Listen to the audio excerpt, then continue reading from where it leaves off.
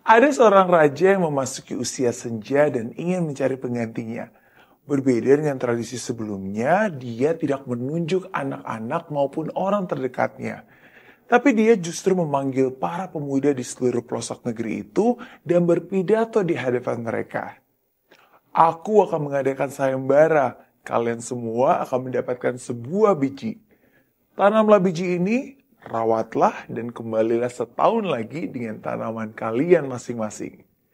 Bagi yang memiliki tanaman terbaik, akan langsung aku tunjuk menjadi raja menggantikanku. Seorang pemuda bernama Joko terlihat amat antusias. Dia pun menanam biji itu dan menyiramnya tiap hari.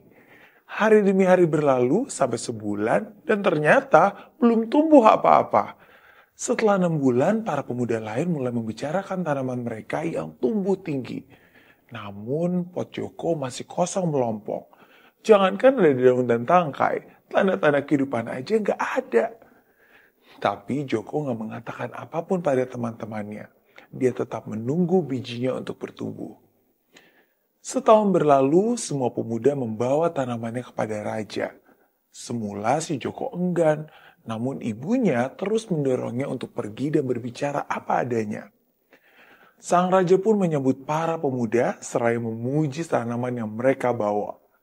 Wow, kerja kalian luar biasa. Tanaman kalian sangat indah. Aku akan menunjuk seorang dari kalian menjadi raja baru. Tiba-tiba, raja melihat Joko berdiri di belakang kerumunan orang dan memanggilnya. Wah, si Joko panik dan gemeteran. Aduh, jangan-jangan aku akan dihukum nih karena nggak memberikan hasil sedikit pun. Begitu pikirnya. Orang-orang pun mengejek dan mencemooh dia karena dia membawa pot yang kosong. Tenang saja, tenang, raja berseru. Dia mendatangi Joko lalu mengumumkan, dia adalah raja kalian yang baru.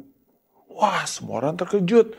Bagaimana mungkin seseorang yang gagal dan menghasilkan apa-apa bisa menjadi raja? Sang raja melanjutkan, 1 tahun yang lalu aku memberimu sebuah biji untuk ditanam. Tetapi aku memberikan biji yang sudah masak.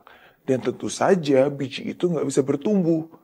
Jadi untuk kalian yang membawa pot dengan tanaman yang indah, kalian semua nggak jujur karena kalian telah menggantinya dengan biji yang lain.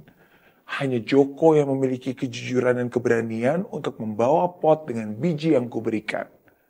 Maka dari itu, aku memilihnya untuk menjadi penerusku. Kejujuran akan membawa kemenangan di akhir. Kebohongan hanya akan memberimu kesuksesan yang semu. Orang yang tidak jujur hidupnya akan dipenuhi dengan ketakutan. Takut salah bicara, takut ketahuan, takut disalahkan. Tapi sebaliknya, ketika kamu berkata jujur, maka kamu nggak perlu berusaha untuk mengingat apapun. Ketika kamu berkata jujur, kamu nggak perlu terus-menerus dikejar rasa bersalah. Lebih baik jujur meskipun tampak memalukan, lebih baik jujur meskipun harus dimarahi. Lebih baik jujur meskipun menyakitkan. Mungkin kamu bisa berbohong pada orang lain, tapi kamu tidak bisa membohongi dirimu sendiri